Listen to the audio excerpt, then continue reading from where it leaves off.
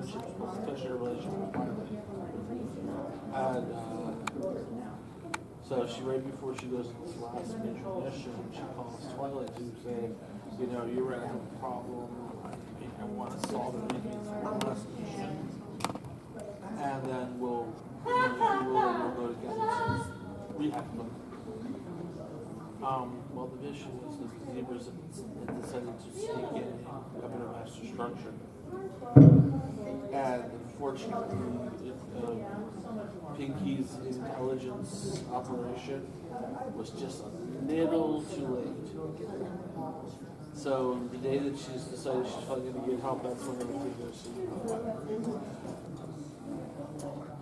But the irony is the weapon that they used, you would never in a million years guess who created it. No.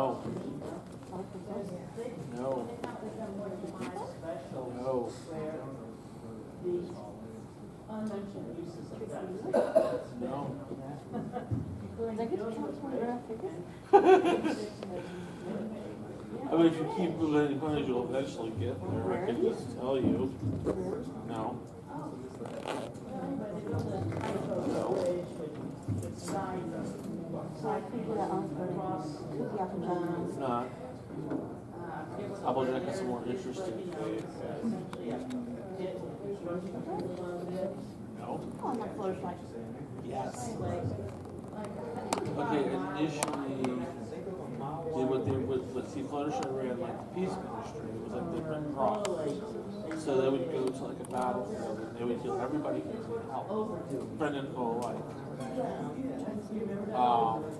And to facilitate this, she and her unicorns they came to this idea of a mega spell, which would do like massive healing. Of course, it has a chance to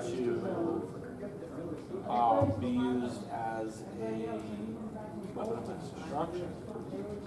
And Fluttershy was aware of this possibility, so she thought the best way to keep peace was to let both sides have access to it.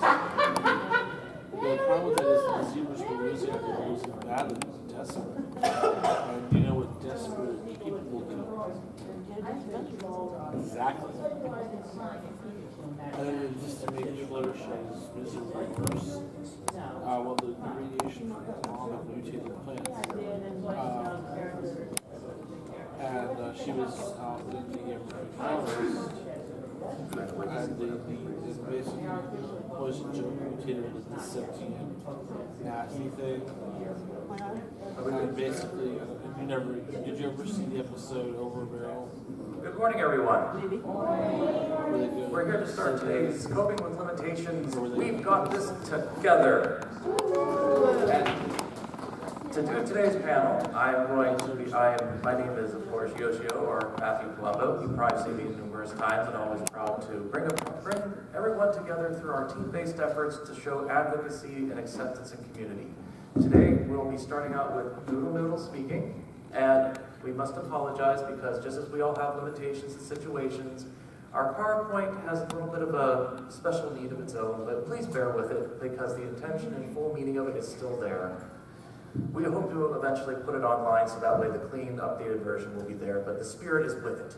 Yeah! So, next up is, next person who will be speaking will be myself, followed by Wayward Pony. He's new to our panel this year, so give Wayward a nice welcome. And of course, we have Matthew. And also helping out, because I couldn't be doing any of this without the help of my son Ethan and Tina, who's sitting down below. So thank you. That's right. Family is magic. But in this case, I now turn the presentation to start off our topic of how we've got this together. Doodle. Good morning, everyone. Please excuse there might be some spelling mistakes and blah, blah, blah, because Google Docs doesn't like me. So, if you are here for Coping with Limitations Do Ponies, we got this together, you're in the right place. I'm Doodle. Ta-da! And we are going to start by talking about the character Songbird Serenade. and how her character creator used her struggles to fuel her own art through music, dance, fashion, other things like that. So we're going to be talking about Sia. Hey.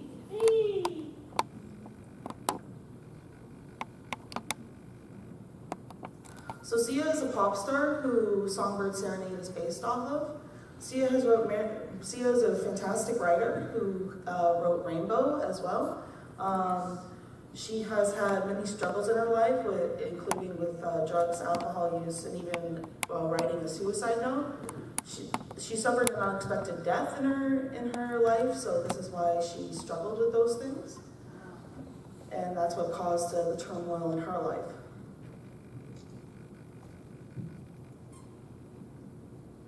So she has a very avant-garde style of music in her performance. Usually, when you go to a Sia concert, she does not do any dancing, or she isn't center stage. She actually has dancers who are dancing in the middle of the stage and doing the actual performance while she's just singing over them.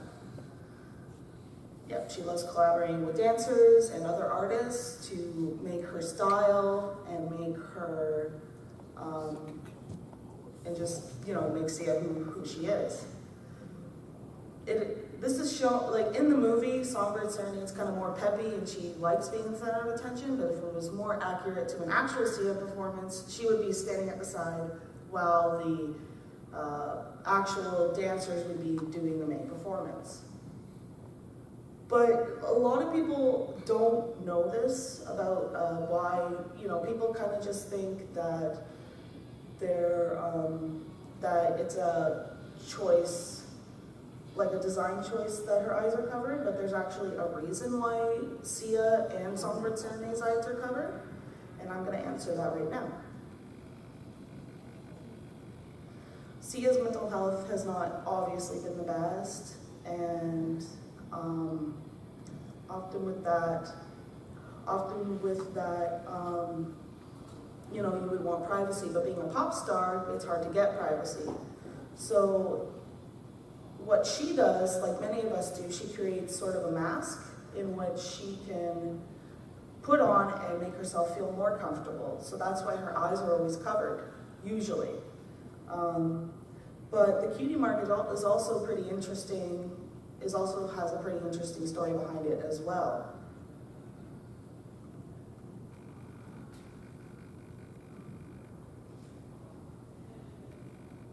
So Sia did have direct, okay over the Songbird Serenade design. There was actually one other design, which had the eyes showing, but it got rejected, obviously. It's in the movie The Art of the Movie book.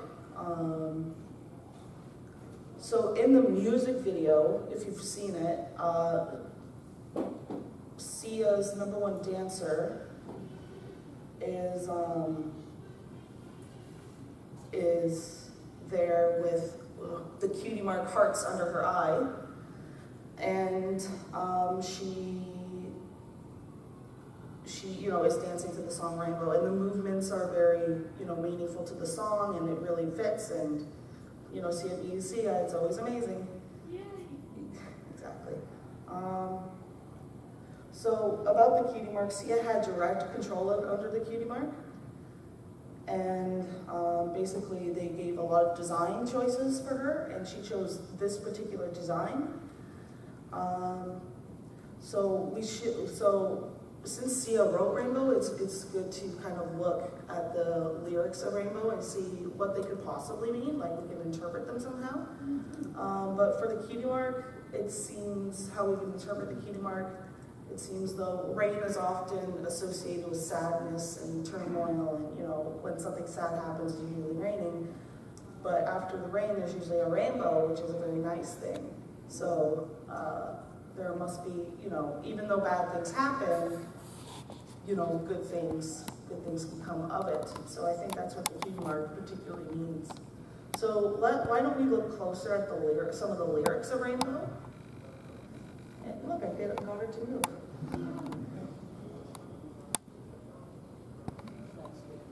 So let's look at the main chorus first. Hey, we can do a sing-along if you guys want. So I can see a rainbow in your tears as they fall on down. I can see your soul grow through the pain as they hit the ground. I can see your rainbow in your tears as the sun comes out. As the sun comes out. So I want to hear from the audience. What do you think, what is being communicated in these lyrics? How do you think this relates to songbirds that you learn? Just shout it out, it's okay. You've changed and I can see it. Oh, yes. Yeah. Yeah, you've got more experience in your life, and she is seeing it. And she just really appreciating along with you. Mm-hmm. Or rather making you feel more appreciative of it by recognizing it. Mm-hmm. She's Yeah. shining the light over the experience and the realization and observation of it. Mm-hmm. Does anyone else have any comments about what the song could possibly mean? I mean, just like you can see a rainbow shine through a prism or through like rainfall or mist falling, like the tears, like even though you're feeling sad, it's still beautiful and you still grow from that. Right on. Yeah, like just because something is bad doesn't mean that it's not, I guess, like sadness can be beautiful in a way, and it's okay to realize that, and you know, it's okay to be sad, and it's okay to experience that. So let's look at another set of lyrics. I'm not doing the whole song, we don't have time for that. It isn't about the sadness, it's about what comes after the sadness. So, yeah, I would love to look at the whole song, but we just don't have time. So the next lyrics I particularly liked are, I am here and I see your pain, through the storm, through the clouds, the rain. I'm telling you, you cannot escape, you can do it, just feel baby. I found these lyrics particularly good when dealing with a difficult time. When we deal with a bad time, we often try to stifle our sadness or anger. But honestly, the most healthy thing you can do is just experience the emotions that have happened. And like eventually they will end, all bad things do end, and after that usually comes good. So it's okay to feel sad sometimes, and you should feel it. Like you have every right to feel your sadness, basically. And to let other people in and share your burden. Yeah, if you're comfortable with that. When she says you cannot escape, but she also says you can do it. She's saying you can escape or you can make it through it. You can make it through it. Yeah, I think when you say that, it's like she's just either just speaking for everyone or the haters who just say that you can't, but she's encouraging you to just don't listen to them, or that voice inside your head is also telling you not to do it, and just do it. Yeah, exactly. So although we can't be 100% sure, like we're kind of just speculating here, Sia's art and Sia's kind of style of music and Sia's kind of style in general is a really good way that she particularly expresses her pain and turmoil. And that is a very, very healthy way to kind of express your pain through art, through writing, through other creative means. Journaling is also really good. And you know, it's okay to express yourself when you're not feeling that great. Just like Sia, we all have masks that we put on to survive. But as long as you take time off, you know, Sia only really wears her mask when she's around the public, but when she's with family and friends and other coworkers, she actually shows her face. So as long as you do the same, that sometimes, you know, you let your true self show, then everything should be okay. And remember, we've always got this together. And that's my time. So thank you very much for listening, letting me nerd out about Sia for a bit. And now it's Yoshi's turn.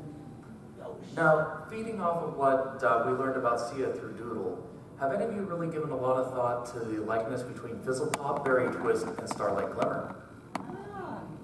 Because interestingly enough, Fizzlepop Berry Twist, because we can say that now, there's no more spoilers in the word. And according to the comics, she is confirmed to be our modern day Fizzy. Woo! But what happened with Fizzlepop? Have any of you had the chance to read the prequel book, The Stormy Road to Canterlot?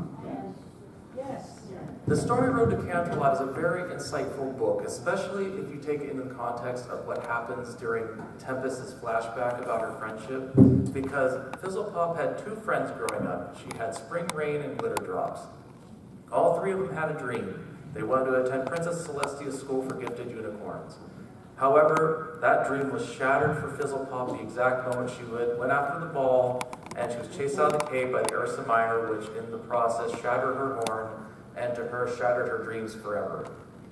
Now, I want to ask all of you, have any of you had a moment where just everything was going perfect and then you had to do it, life just felt like it turned upside down? How did you feel? I felt really depressed. I ended up in a hiatus for months. Or for a few years. I wish I had not gotten into that hiatus. Anyone else?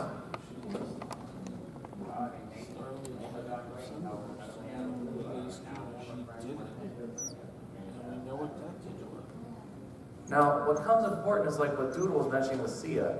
Sia found some good coping mechanisms in the way in which she was able to process her emotions through both her music and her style. Unfortunately, as we learned from Fizzlepop, she got so caught up in the way that she appeared with the broken horn and the fact that she no longer could actually use her horn properly, that she went as far as to, and if anyone saw the movie compared to the book, in the book, Fizzlepop's friends did not give up on her. They kept trying to get her to come out. They wanted her to be out and about. They even helped her to wear a hat if it made her feel more comfortable to go out, but there was just no way that she could see past the fact that she was the unicorn with the broken horn who would no longer be able to pursue her dream. And that is what, in the end, resulted in her leaving her hometown, filled with nothing but angst, ill feelings toward herself, giving herself a negative self-fulfilling prophecy, and ultimately making her vulnerable to the Storm King's whims. It wasn't, the Storm King himself was a weak villain, but he was a strong villain because he knew how to manipulate her situation because he said the right words. I can fix what you feel needs fixed instead of, I like you for who you are. It was thanks to Twilight Sparkle in the end and her friends that Fizzlepop realized that she did not need to be the Tempest Shadow that she had become. But it took a long time for her to find someone with the ability to open up. The same thing goes with our good friend Starlight Glimmer. Because, did anybody really remember her having a lot of friends outside of the Sunburst? No. Did anybody remember her seeing any support from her father or anyone else after Sunburst left for, of all things, Celestia's School for Gifted Unicorns? No. Nope. Isn't it neat that both these characters had a similar background where something very traumatic happened and something very deep was taken away from them at a very young age? That's the important thing to kind of think about here, is that neither of them really had good coping mechanisms. Fizzlepop thought that she would never be the same, therefore she didn't know what to do, so she isolated herself. She abandoned herself, she'd sunk into a depression, and unfortunately without a proper coping mechanism or good, like a way of getting herself to feel out those feelings and realize that she was important to herself, she became vulnerable to the Storm King and thus became evil and did a lot of terrible things, which includes being the one who was responsible for the destruction of the Hippogriff's home. Because if you read the book, that's why she went there. That's why it's destroyed. It was because Tempest thought to herself that by being Tempest, she could get what she wanted. Instead, she was being manipulated. And Starlight, because she wanted to control her situation, she hated cutie marks. So she thought getting rid of cutie marks and having her own little personal paradise without cutie marks would save her. But that wasn't the answer. In both cases, it took someone to say, look, I like you for who you are. I don't like you for who you think you should be. But looking back on it, think about it. Is it really Spring Rain and Glitter Drop's fault that bad things happen to Fizzlepop? No, it was really nobody's fault. One of them had gone into the cave, and one of them might have gotten Broken Horn and taken Fizzlepop's place in being the villain. Yeah, and more importantly, like Fizzlepop, did you notice it in the movie? And I'm glad that I found something called descriptive audio and the fact that I have friends that describe the movie to me. But in the book, Her friends never abandoned her. However, because of her negative perception, she saw that her friends abandoned her. That's why you see that flashback during the song, Open Up Your Eyes. Because that's the way she became to see it, not the reality of what it was. Just like with Starlight, she thought that people abandoned her, that she was left alone. And see, that's the thing that we have to work on because, again, was it Sunburst's fault that things happened with Starlight? Because another thing to think about, were there any, did we ever get to see any mentor characters around? Parents? Teachers? Kids can only understand things to a certain degree, and that's why it's important that as the way we are, through our experiences and what we can share, is to help kids find positive outlets, so that way they can know that no matter what happens to them, or what traumatic event happens, is that they're going to be okay.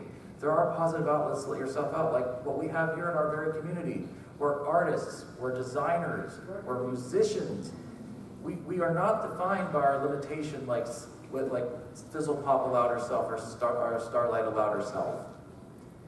I myself used to feel that I was defined by my disability simply because of the way people talk to me. And that was until I built up self-esteem. And for that reason, I feel better about myself because if it wasn't for friends like Wayward, Doodle, Sappy, my son Ethan, who has been with me for so long going through this, and Tina, please stand up. Tina here has done so much for me in our relationship by making sure that I never gave up on myself. And she noticed that I was faltering. She told me what to do and how to get help. And I, by gosh, went and got that help because I knew I was better than that. And you all helped me do the same thing. And that's the important thing to look at, is that with the right support and the right friendship and the right way to reach out to people, we can keep people from looking out for getting validation from others, because we can't give control to the outside world. The outside world we can only influence it. We cannot change it. Therefore, it's up to us to say, you know what? If you see me for this, that's your bad. It's up to us to say, look, just like Fizzlepop at the end said, look, I can make fireworks with my horn. She found a positive for her negative. She eventually did find a positive. Starlight, she became an amazing sorcerer. She could even match Twilight Sparkle without even being an alicorn. I mean, these are positives that came out of her negatives. It doesn't matter when you learn to love yourself and appreciate yourself and your talents. The point is that you do. Yes. But to kind of go more into that, I'd like to turn the conversation over to Wayward, who's going to talk about his experiences in life and how he was able to build himself up, and also through the positive mentoring he got that we wish Starlight and Fizzlepop could have got on their own. Hello, everybody. Hello. I'm Wayward Pony. Hello, Wayward. Thank you. It took a bit of brainstorming for me to come up with this incredibly long little ditty. And if it's okay, I'd like to share it with you. Though I don't look it, I'm disabled. I've got a condition called an invisible injury, which is different for everyone who has it. For me, it consists of neurological abnormalities due to a stroke and birth defects, as well as Asperger's syndrome, which is its own neurological issue. I don't really let any of that get me down, though. It's honestly quite out of my mind most of the time. I learned to read at age 10. Conventional methods didn't get through to me, and I recall a lot of frustration in my early educational years. I'd imagine teaching a young child who's kind of in his own little world must have been pretty maddening. But people work with what they've got in terms of tools and how they use them, so I bear no resentment towards those who got frustrated enough to yell or resort to taking things away because they didn't understand what they were trying to tell me. It's all a simple manifestation of frustration, which is quite human. Though it seemed I couldn't be taught, I certainly wanted to learn. My folks noticed something when my mom got a new TV, and this something started me on the path to reading. I recall messing around with some of the settings on my mom's TV as I was a curious kid. After having my fun turning the TV totally dark or black and white a gazillion 46 times, I inadvertently turned on the closed captioning. The few words I'd picked up in school, words like the, and, a, were enough for me to start filling in the blanks.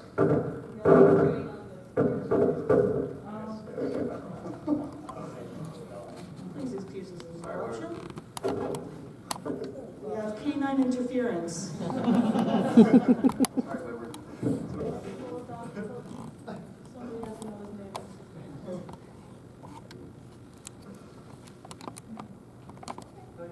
Okay, sure. After having my fun turning my mom's TV totally dark or black and white a gazillion 46 times, I inadvertently turned on the closed captioning. The few words I picked up in school, words like the, and a, were enough for me to start filling in the blanks. Eventually, through watching older recordings of cable TV shows again and again, using the closed captioning, my ability to read strengthened throughout that patterning of whole word recognition. My parents left the closed captioning on because it helped me. The second thing to help was video games, particularly Super Nintendo role-playing games. Games like Final Fantasy IV, Luffy and the Fortress of Doom, and Shadowrun. On top of reading, they simultaneously helped me with one of my other greatest weaknesses in school, the dreaded mathematics. Through association of watching the stats go up and down in combat based off damage and subsequent healing, I became able to estimate larger numbers in my head, which is something I could not do before. Just a couple years later, my mom randomly gave me a carpentry math problem, expecting me to get stumped and frustrated as I've had many times before. And while I don't recall the exact problem, I recall her reaction. I gave her the answer right away and down to the fraction of an inch, and she cried. Yay! The whole point of me telling you this isn't I did it so you can do it too. I actually think that's incredibly destructive advice and gives way to a whole host of boundary problems. Everybody has their own strengths and weaknesses in life. It's all kind of on the individual and those in that person's life to gradually figure out what works best, so that that person can in turn become the best version of him or herself. There's no one pattern to suit the cloth, and well, that's part of life. My parents were there for me and were able to observe what I needed to learn, much like Rainbow Dash's friends helped her in the episode Testing, 1, 2, 3. Twilight attempts to help Dash study numerous times for a history of the Wonderbolts exam, as do all her friends. And given that Rainbow Dash really doesn't like to sit still for very long, the type of discipline studying would take may not come innately to her. When it's realized she's in danger of failing, which shows her aloofness towards the idea as not as denial, but as typical Rainbow Dash hubris, pressure is put on her to understand everything required. And what happens is she gets scared. Her friends all try different kinds of approaches that work for them to help her, and they just end up overwhelming her. The natural reaction to an overload of the senses is to get away from the source, which is what Dash does. She runs away. When Twilight finds her and talks to her as they fly above Ponyville, Dash realizes she's crushed, which is, well, it's a given. She knows in her state it's utterly hopeless, but Twilight notices something. If it wasn't for one observation made by Twilight when Dash pushes her out of harm's way, indicating that Rainbow is alert to everything even as they're talking, Rainbow's goal likely would have been, well, not possible. She's running out of time, overwhelmed, and ill-prepared. The reality of a situation like hers can be bleak depending on a lot of factors, but she succeeds because of what her friends do to help her, which is a fusion of what she needs and, to a certain extent, many of their own ideas. While I think getting 100% on the test is unrealistic and doesn't send the best message, what I took away from that episode dwarfs the shortcoming. Find the best way to teach someone if traditional methods don't work. Sometimes it takes a lot of energy to help just one person in an orthodox way. But in the case of teaching, once that person can understand what they've set out to learn and can repeat it, it's like a light bulb's gone off, and an entire world opens up to them. In Rainbow's case, she's now friends with all the Wonderbolts and is living her dream. We're all just kind of where we are right now. It's okay, especially if we're doing what we can to move forward. Life's an adventure full of constant exploration, discovery, and improvement. The skills we learn or learn about, often through interacting with others and exploring, open up avenues previously inaccessible to us. More often than not, this will make us better, more rounded individuals. Not to mention, when we help someone learn something, it can strengthen our relationship with that person. By helping them along, like friends do, we're demonstrating how much we care. In closing, the second and shorter point I wish to discuss is on the positive manipulation of others. When people talk about manipulation, it might conjure up images of sociopaths and other nasties, but there are ways to manipulate people towards a more positive state, and hopefully they'll yield a more positive environment for everyone. In this case, the words encouragement and manipulation are somewhat synonymous, but I would still consider this manipulation, as it's manipulation of the self almost as much as the other person. Part of the theme of this panel is that we're all in this together, and that's a positive way of viewing the world I can certainly get behind. We're all social animals and tend to help each other even if we haven't quite experienced what our friends are going through. I like to believe that, even without psychological training, a majority of people are in tune enough with each other's emotional energy to form a critique. This is perhaps one of the reasons why bullies can be so darn effective. They tune into the feelings of helplessness and inadequacy in their victim, and then they figure out how to exploit that. Conversely, however, this can be one of the ways people can help guide each other towards a more positive frame of mind. In being social, we learn about each other, what people like, what they don't, how people express themselves to view the world, and what it really means when they say or do something. We take a bit of energy from each other through our interactions, and that helps us make us better in turn for the next. There are people out there who will respond to certain types of motivation better than others. And rather than trying to motivate everyone using our own language, coming from our own set of experiences, which may not work, why not instead do our best through what we do know to help guide our friends towards a more positive state? Speak their language and work with what drives them. Rainbow Dash and Applejack realize in the episode Football Season what motivates them to work hard crushes their star players Fluttershy and Pinkie Pie. The more happy and focused people are, the overall better off everyone tends to be. Hopefully that didn't take too long. I'm Wayward Pony. Thank you.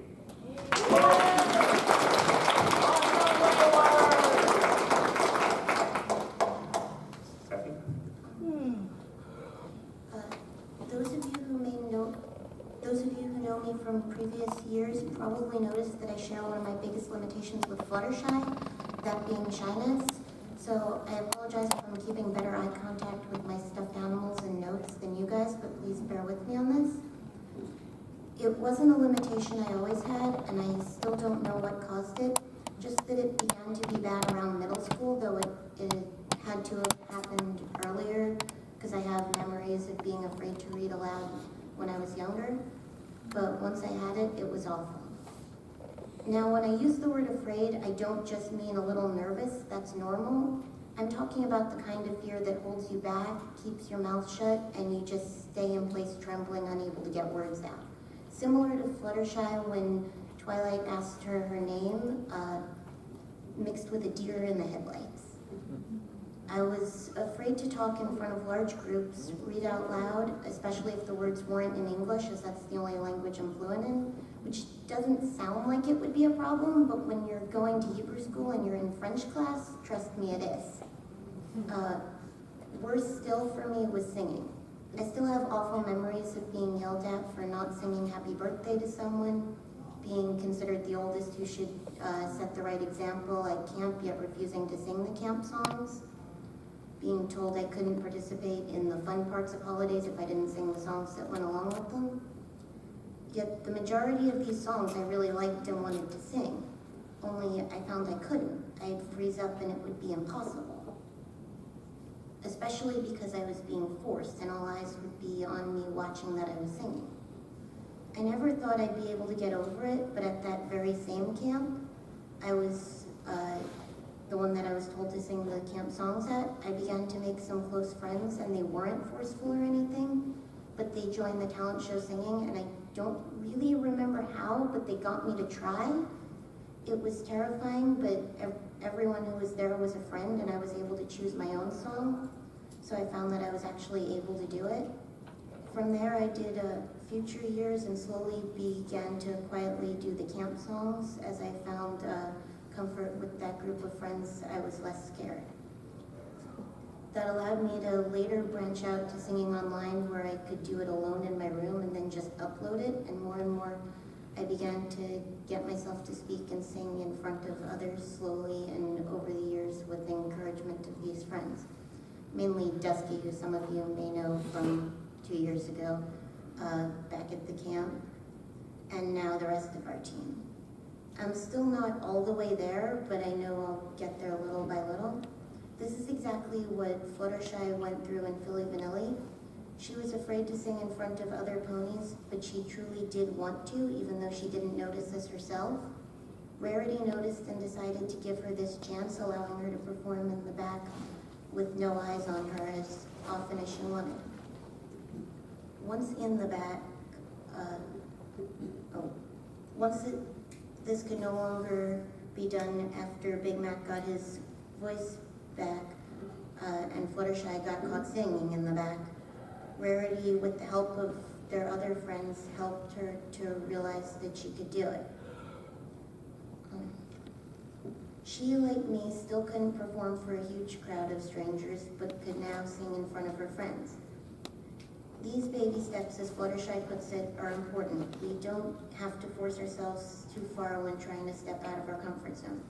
Just pushing a little at a time will slowly get us in the right direction. Friends like Rarity for Fluttershy and Dusky for me also help us to see that even if we don't realize something's wrong, our friends often will, and it's important to listen to them. Of course, to do this, we have to first make good friends. Ponies can help us with this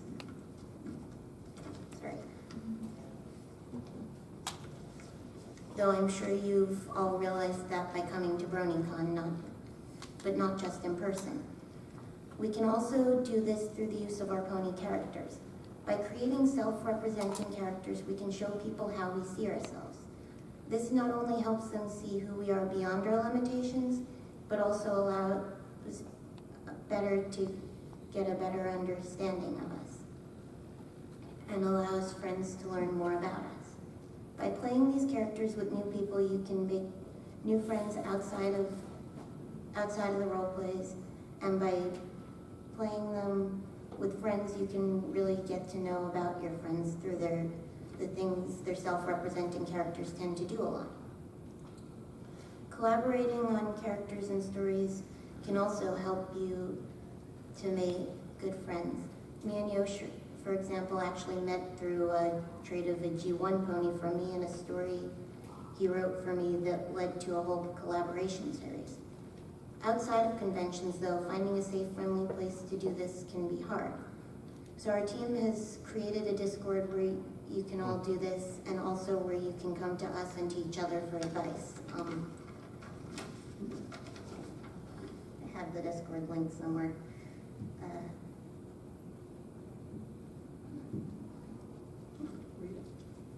Okay. Sure, to read a link.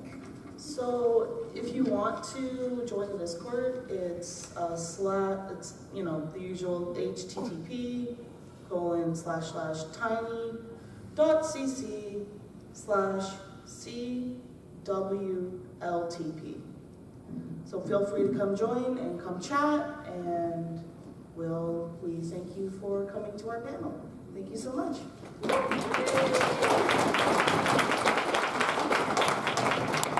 Have a good BronyCon, everyone. Thank you.